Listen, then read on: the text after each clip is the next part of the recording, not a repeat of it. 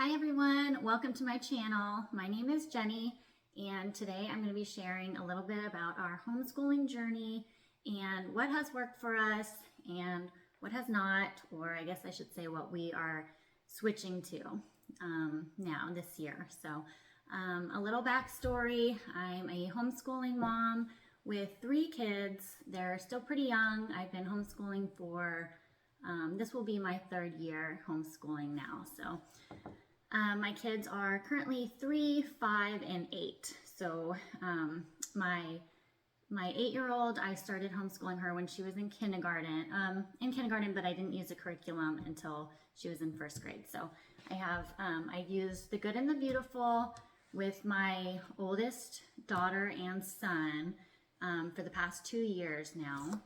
And this past year, we used their math curriculums and their language arts as well. And I did, and the math is so great. They come with these cute little boxes with fun little manipulatives, like little cars and little sticks and stuff. So if you want to see all that, you can check out their website. But yeah, so we definitely were drawn to that curriculum.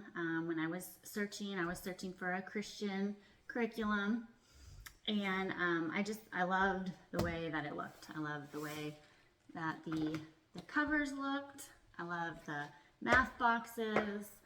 I can't really show much of the insides here, but it just has really pretty artwork. You can go to their websites and you can look through, you can do flip throughs of most of the curriculums. They'll show you kind of a flip through, or I think The Good and the Beautiful offers a lot of free curriculum as well. So yeah, that's what we've been using for the past 2 years, is The Good and the Beautiful. And I just thought that I loved it so much, honestly, by just how it looked and what it came with, and that's what I was kind of going by. I think that yeah, I wanted to love it more than my kids really enjoyed it. So it just kind of comes down to the fact that it was kind of a struggle every day getting my kids to come to school, to do schoolwork, and they just weren't really enjoying it. Even with the fun math box games and the cars, I thought my son would really like that.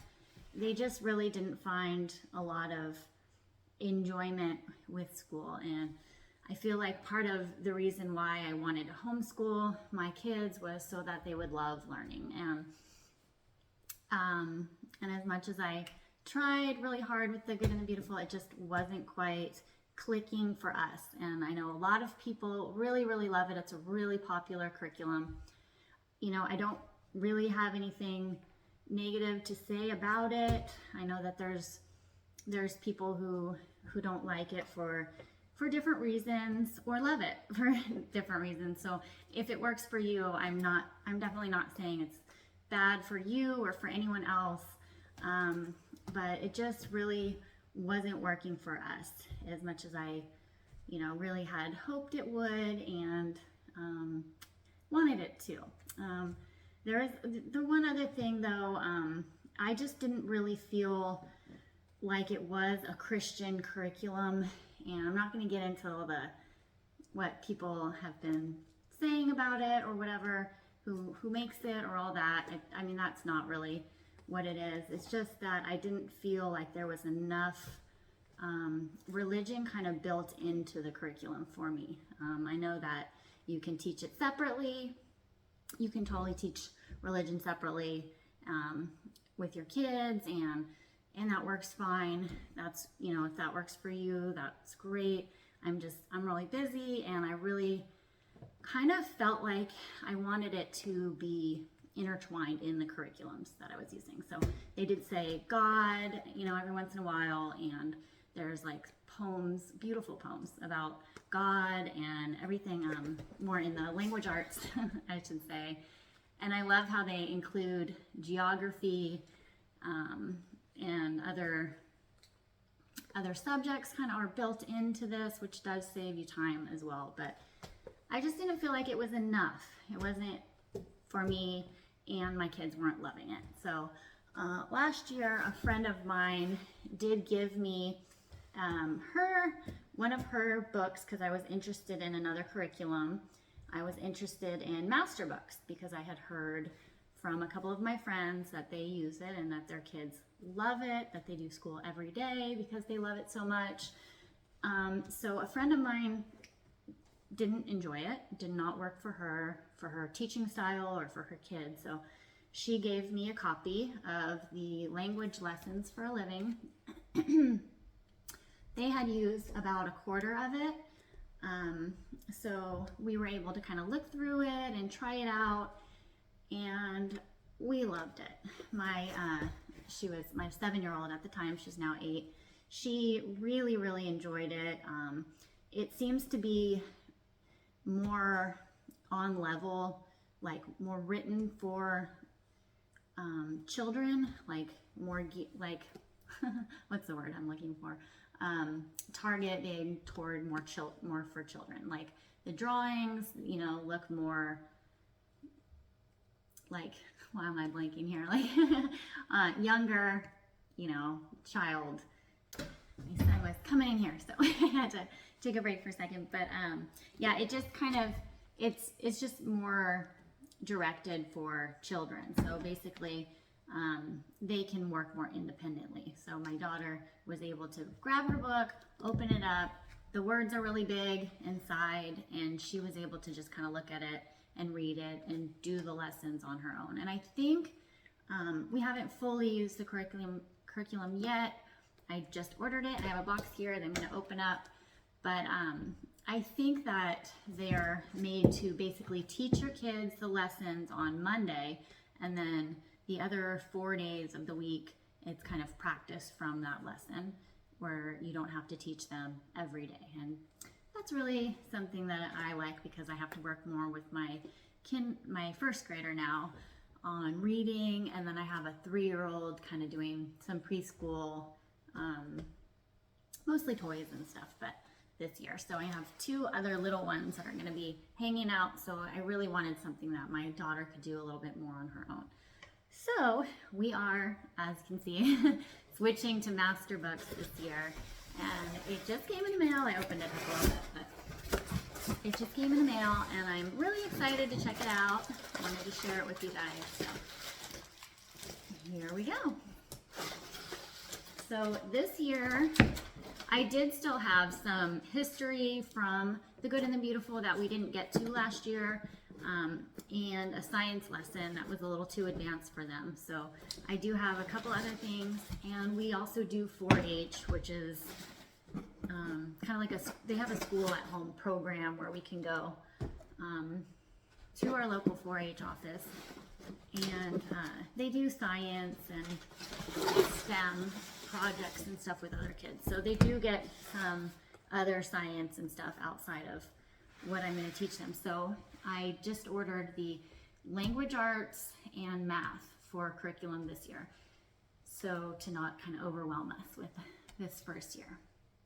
So I ordered the Language Lessons for a Living Level 1 for my son.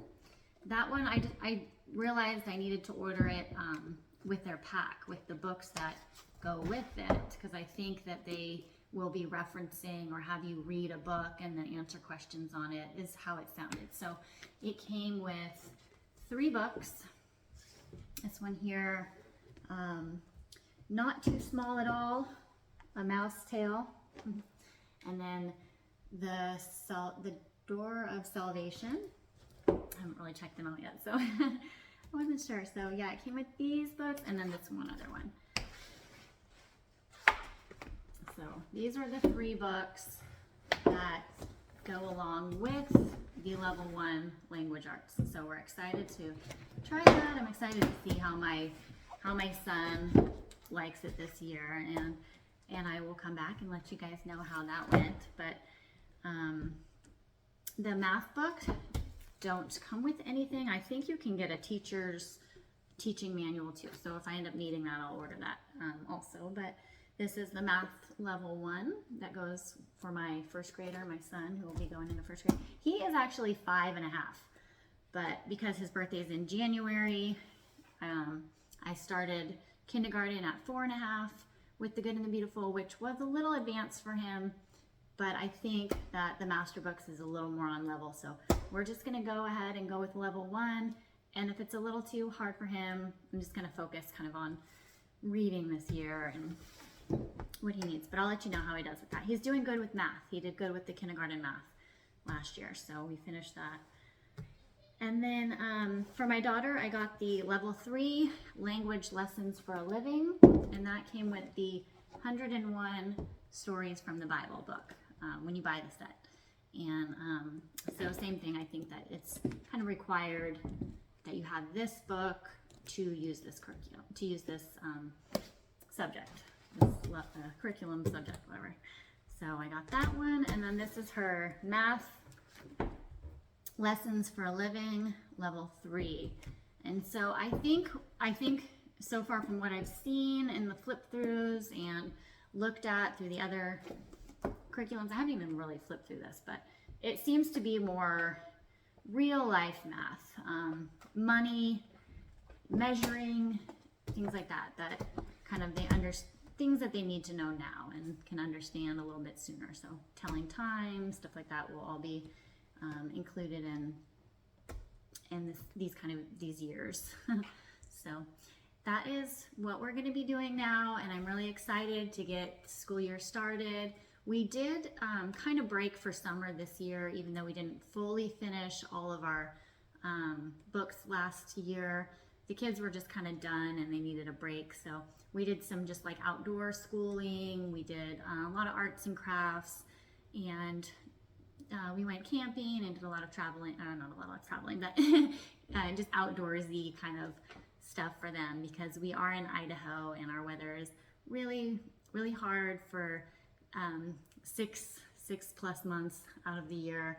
We just kind of needed to be outside more. So we did take a break from school, kind of a longer summer break than I'd like. I think in the future we will probably do a little more of a year-round schooling, especially if they like it. So thanks for watching, and please like and subscribe if you like this video. And let me know what you think of the curriculums. If you're trying them, please let me know in the comments what you think, if you like Master Books, or if you enjoy the Good and the Beautiful. I'm happy. That's great. I have really nothing bad to say about them. It was a good curriculum, really well written, very educational. Just didn't work out for us. So that's why we are switching this year, and I hope you guys have a good school year if you're homeschooling or if your kids are in school. Thanks so much for watching, and we'll see you next time.